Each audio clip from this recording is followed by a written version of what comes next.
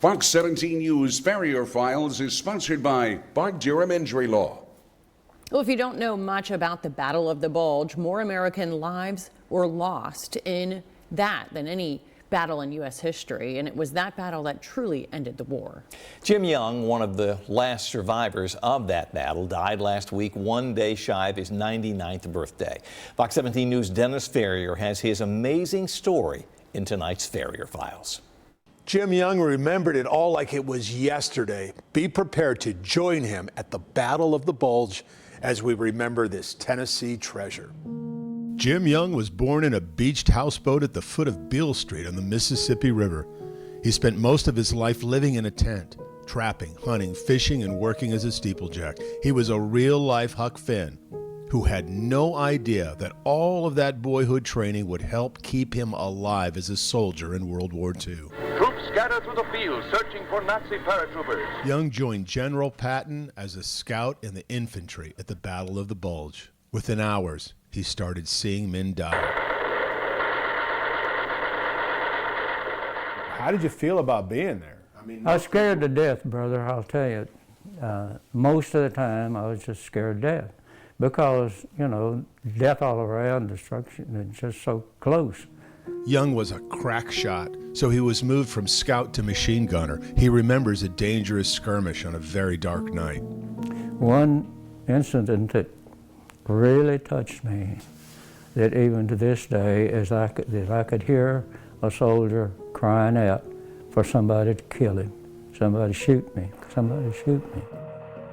It touched me so deeply that it's so vivid to me right now. I don't even have to close my eyes, but I can hear his voice right now. 77 years later, he remembers it all vividly. I crawled right through what was left of guys that artillery shell fell right on them. Story after story, death within arm's reach. The last round that sniper fired hit him right here. Now, sir, I'm laying within 4 feet of him. I've got a white face, he had a white face. Why that he chose that white face instead of this one, only God knows. Once Jim's tank was hit by artillery fire, 3 dead. He was thrown in the middle of the road, injured so badly he couldn't get up. Artillery shells going. If you think about the anti-craft guns, how they have the bursts and the shrapnel spreads, and the gunpowder black, and it was just hell, is what it was. And anyway, but this man took a hold of me and helped me, and he dragged and lifted me to a washout. That was farm boy Herman Lee, pictured here with Jim after the battle. When the war ended, Young earned all kinds of medals, including the Bronze Star and Combat Infantry Badge. He came home to marriage and children and good jobs and night terrors. For 15 years, every single night, the moment he went to sleep. Now, I'd have to read until I'd go to sleep. I'd have a book hit me in the face. I'd go to sleep reading because I was scared to go to sleep. Because every time I felt myself going to sleep, it was the devil would tell me I was dying.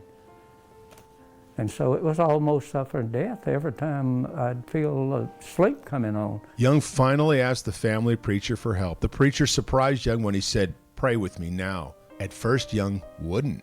He had raised his head and he had his eyes open. We're just like this.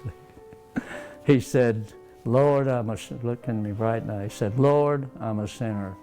And I said, "Lord, I'm a sinner."